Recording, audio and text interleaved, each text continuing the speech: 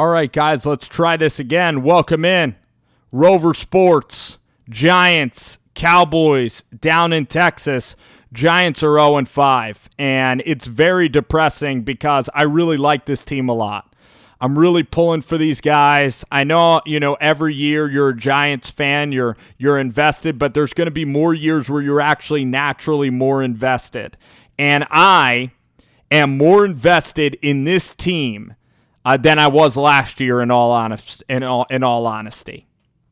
Because what's at stake is Daniel Jones is at stake, Dave Gettleman is at stake, and I believe that the Giants finally have the right coach and the right defensive coordinator. And I actually am really liking the progress of Nick Gates on the offensive line. I'm liking the progress of Will Hernandez. You know that when you don't say the name Will Hernandez or you don't say the name Kevin Zeitler, you know that then your offensive line is doing the job, is doing that trick. So the point is, Andrew Thomas had a rough play yesterday, and Daniel Jones was a blindside play, and Daniel Jones, you can always do a better job of protecting the football, and that was just an incredibly unfortunate and disastrous play, up 17-10, and that was a game where you needed to win a shootout against the Dallas Cowboys because the Cowboys wide receivers are just that good. Okay, the Dallas Cowboys wide receivers are just that good, and that is why yesterday was just such a rough game for the New York Giants. And I know that the sound isn't going to be synced up perfectly. We're going to adapt, and basically throughout this show, I believe that eventually we'll get synced up. Maybe, I'm hoping so. So the Giants end up yesterday. I really do like this team a lot, and I think that Evan Ingram has battled tremendously. He started out the year, and everybody was in favor of benching him for Caden Smith, and me included, wanted to see more Caden Smith than Evan Ingram. And Ingram's done a really nice job of bouncing back. Darius Slayton's done a job really fighting for this team. But you look, there's no deep threats really on the roster. There's no plays over the top. Jason Garrett is still a little bit conservative in his play calling. Now, maybe it's because they know that this defense is so horrible that maybe that's why Jason Garrett is taking all the air out of the ball, and that is why they just keep the clock moving and they keep the ball in play and they keep the game shortened because they know that they don't have the better team. Maybe the coaching staff is looking at that. Maybe they're looking at the defense in that way. So all of that can be possible.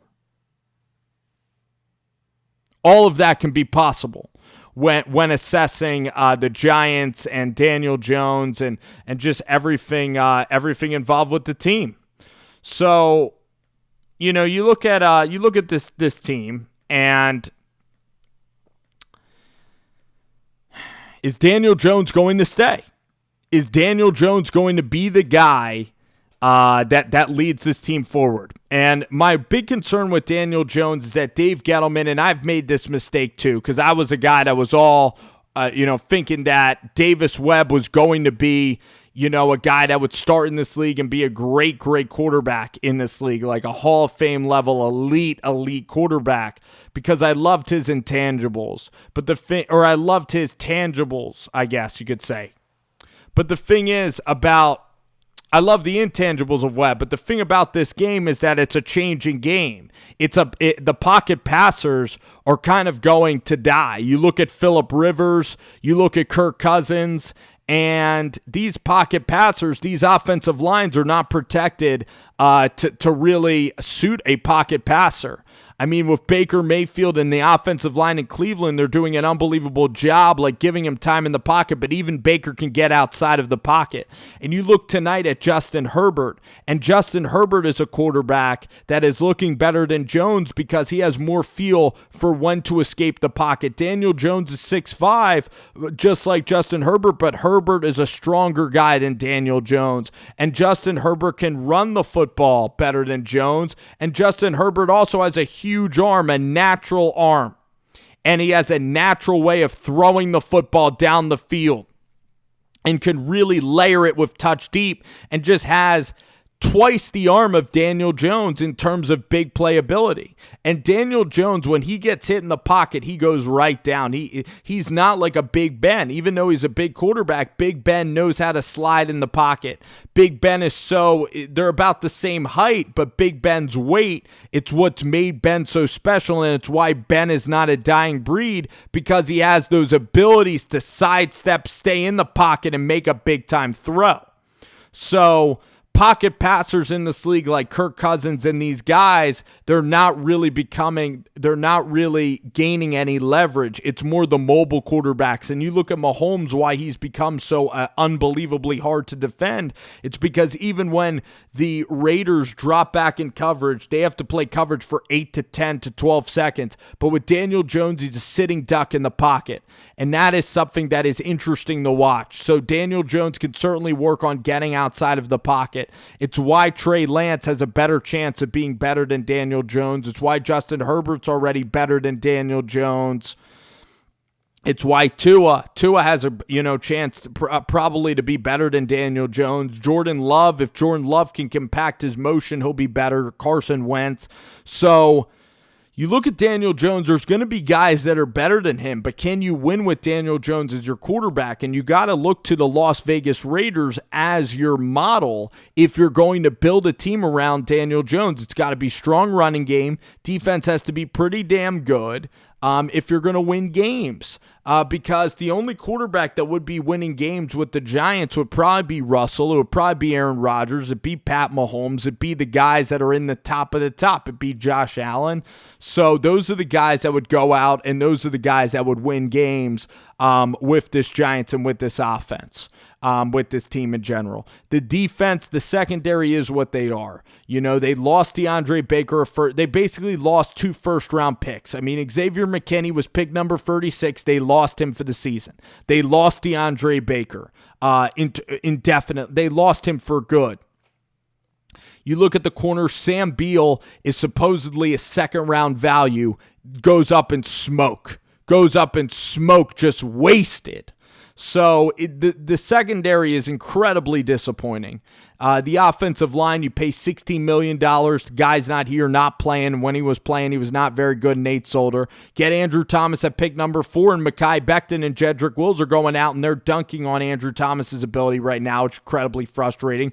I was a Thomas fan, and at Georgia, he never messed up at all at Georgia. So how are you supposed to look at an offensive lineman, and how are you supposed to critique a guy like Andrew Thomas that was a rock at the University of Georgia? How are you supposed to nitpick his game? So it's Mark Colombo, and it's the offensive line. I think Andrew Thomas will be fine. I really do. I think Thomas will be fine. But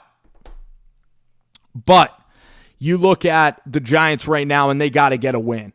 And this defense is playing. Pat Graham is playing Daniel Jones. Everybody's putting in unbelievable effort. It was Andy Dalton yesterday, but there's no moral victory talk anymore. Again, thoughts are with Dak Prescott, who's a really good guy. And incredibly sad to see that happen. You never root for injuries in sports.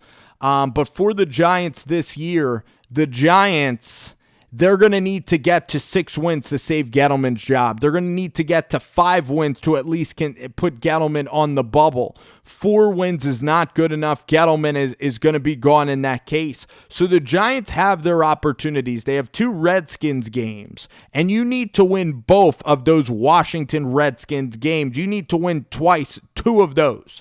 And starting this week, the Giants can win 2 of the Washington games. Then you have Philadelphia squeezed in. You have Philly twice in the next 4 games. You got to win that game. That gets you to 3 wins.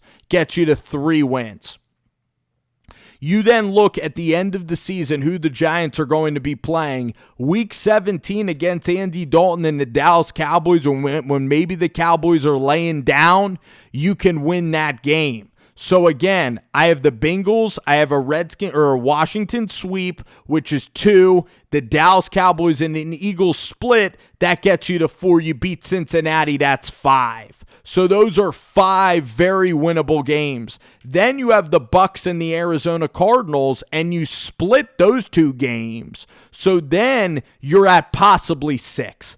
The Eagles game will be tough. I actually think that the Buccaneers are a very beatable team with Tom Brady as well. You go to Seattle and you run the ball and control the ball, you're probably going to find a way to lose to Russell Wilson, because Russell Wilson finds every way to win a game when he shouldn't be winning a game, and the Giants find every way to lose a game when they should go out there and they should find ways to actually win, just like yesterday.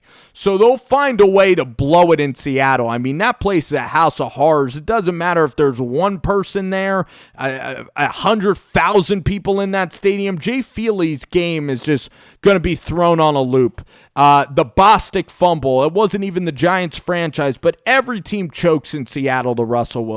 And it's not going to this team with Daniel Jones, I don't trust them beating Seattle. Baltimore is a terrible matchup. They're going to run it down the Giants' throat. So that's an awful, awful matchup. The Giants actually this year, they played the Steelers. They have the Cleveland Browns on their schedule, and the Browns are a lot better than people expect. So the AFC, you look at this schedule, the Giants have played the NFC West, which is the Rams, Seattle, and they also draw the AFC North. So the NFC East, everybody's making fun of it, but they play the two toughest divisions in all of football, the NFC East does. And so for the Giants this year, it's going to be a very tough schedule. You got to get to 5 or 6 wins then. And for Daniel Jones, if he can get to 6 wins, he's going to keep the job.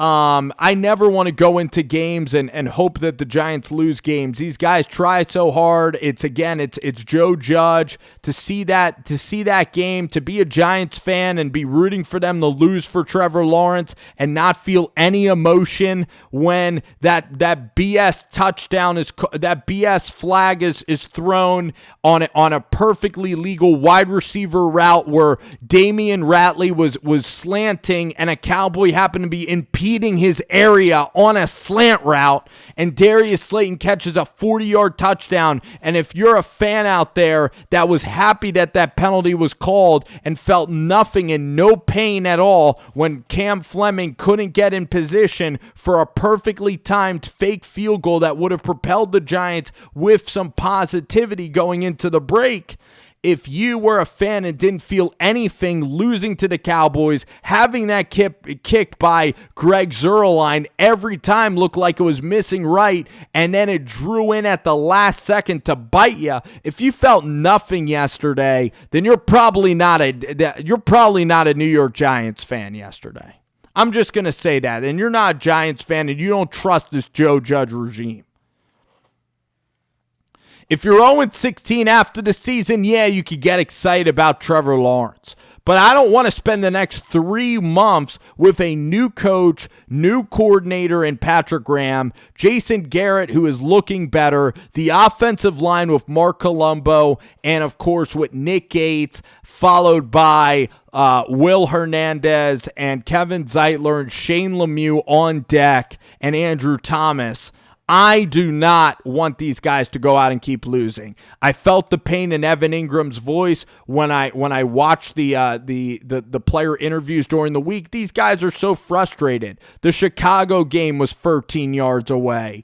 The game against the LA Rams, the Giants had a lead in the fourth quarter of that game. And then, of course, this game up 3 with 5 minutes to go, and 5 straight games with 5 straight losses combined with constant badgering from the New York media is going to drive people insane. You're going to think you're cursed. I mean, the Giants are up 17-3. Then at the worst time, they fumble that play away, give the Cowboys a touchdown. The Giants, they need to find a way. I'm telling you, one win makes all the difference. You win one game, and then you play the Eagles on Thursday. You have a great week of practice. You go surging in the Thursday night against the Eagles, and you steal one from those guys. You're 2-5, and I'll be making this video in 9 days. And we'll be celebrating 2 wins in 9 days. I mean, that can really end up happening. So with Daniel Jones, you know what Daniel Jones is? He's Motel 6. To some people, he's Motel Pick 6. But to me, Daniel Jones is Motel 6. And that means we'll leave the light on for you, Daniel. And that's the thing about the Giants. Leave the light on for you. It means it's up to you. It's up to this team. It's up to the players that Dave Gettleman selected. There are games out there to be won. There are games. That Eagles game is there on that Thursday. But first, you got to take care of Washington, the football team, the Redskins football team, the DC high school junior varsity Washington Metro Complex football team. You beat that Washington team on Sunday at Giants Stadium at 1 o'clock. You beat them by 20. You take all your anger out of the Dallas Cowboys game, and you go in to that game at the Meadowlands with a sense of damn urgency, because this is the time, this is the last straw to get the season on a respectable path. You win that game, then you go to Philly, you go to the Lincoln, you take care of business. Take care of business. I want to see the rest of the schedule here. That's what I want to do. I want to see the rest of the Giants schedule, because it's all about the schedule. And you know what? If the Giants had the Carolina Panthers schedule, oh boy, would we be looking at Joe Judge differently, because it's about the scheduling gods. And you look at the Cleveland Browns, and they got the Cincinnati Bengals in week 2. Week 3, who did the Brownies play? I know that they played the Cowboys in week 4. They played the Colts.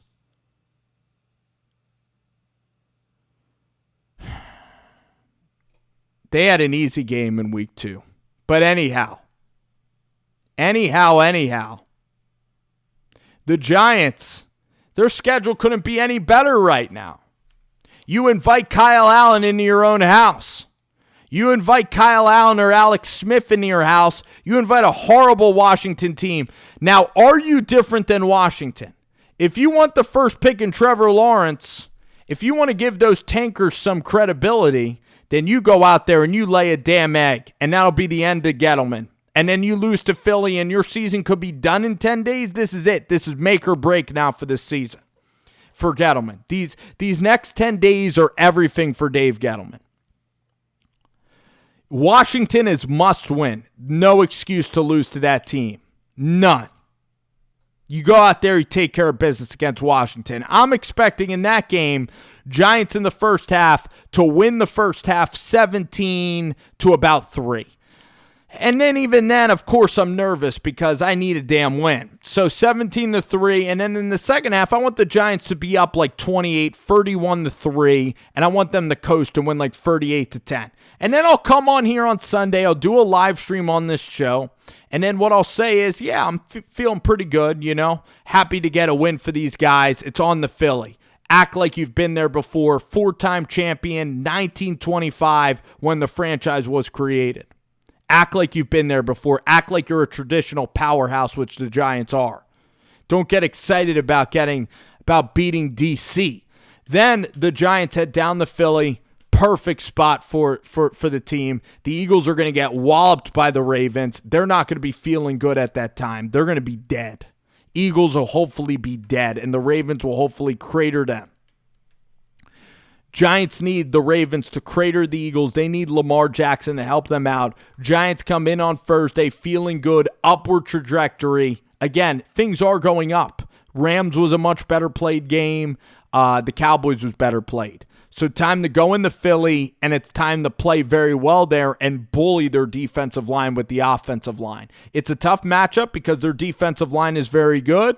But Carson Wentz is all right, but the defense, I think, can guard their wide receivers. It'll be a very tough game. The Eagles are a lot clutcher than the Giants are, and Carson Wentz owns the Eagles, and the Eagles own the Giants. So that game will be very tough. It could be a choke by the Giants very well.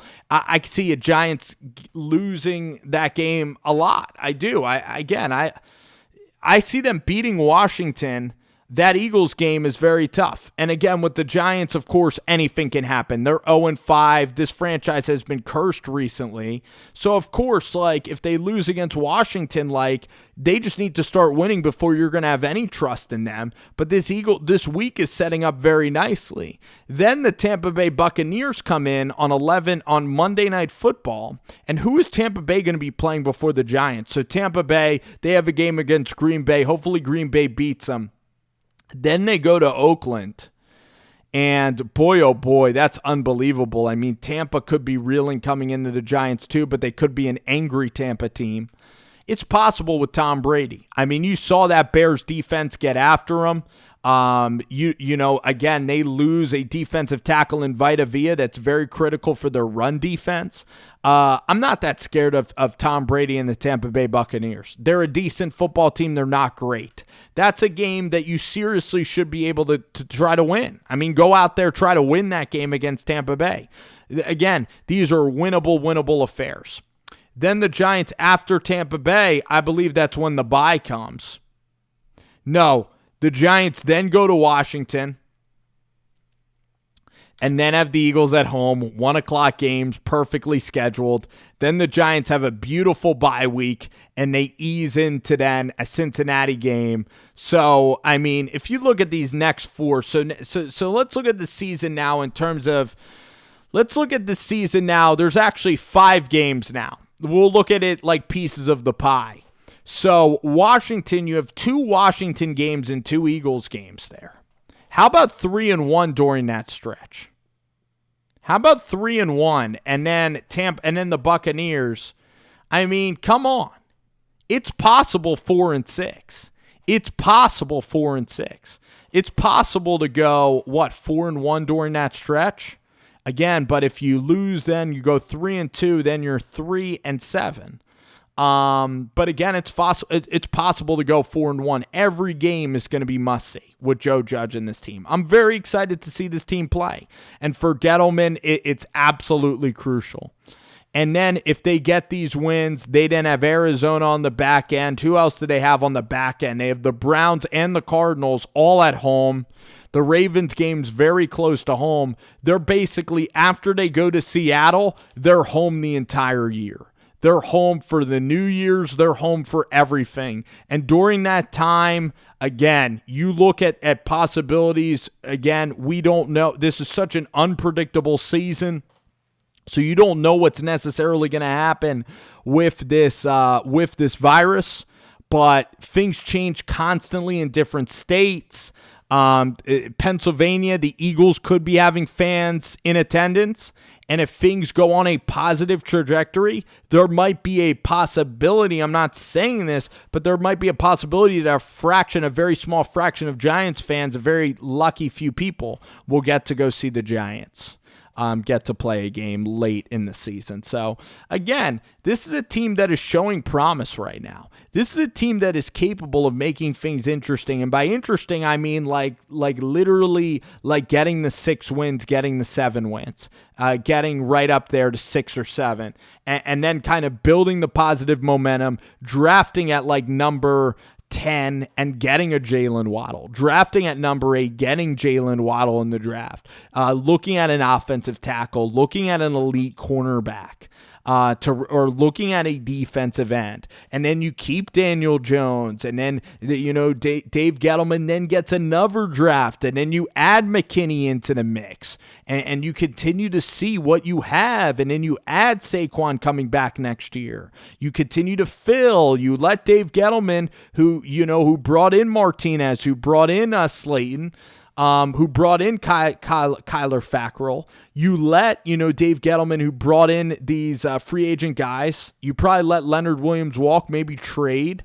You let him try to maneuver. So for Gettleman, I mean, it's very possible for the Giants that things could really be looking up. And I'm hopeful. And Daniel Jones has shown enough with the Garrett offense of running it, of play action. It's staying with Daniel Jones. He showed a lot more in the Rams game. He didn't throw any interceptions to the last moment of the game. No interceptions yesterday.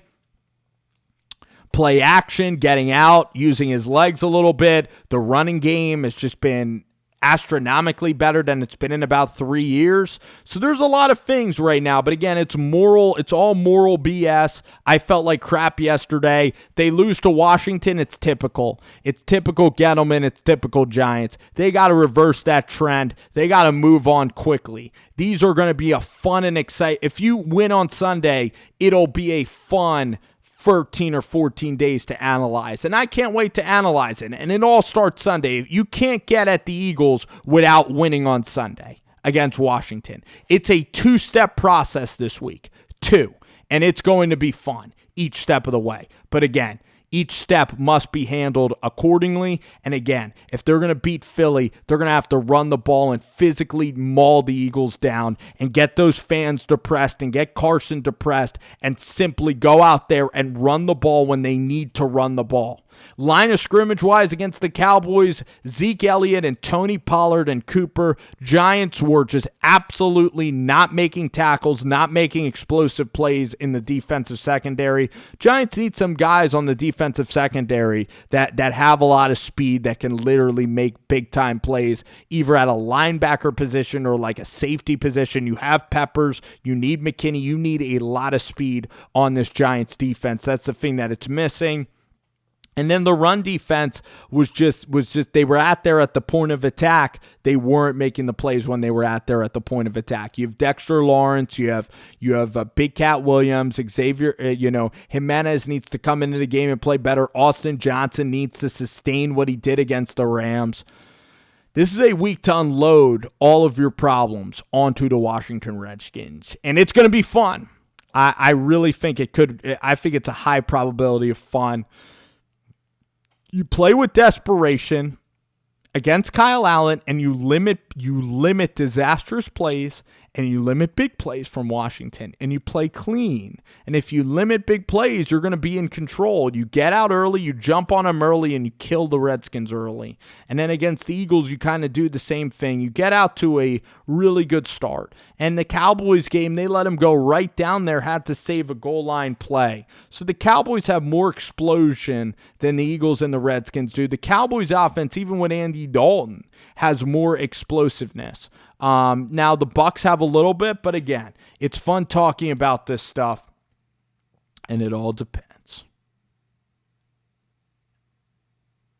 So here we go. Here we go. Big week ahead.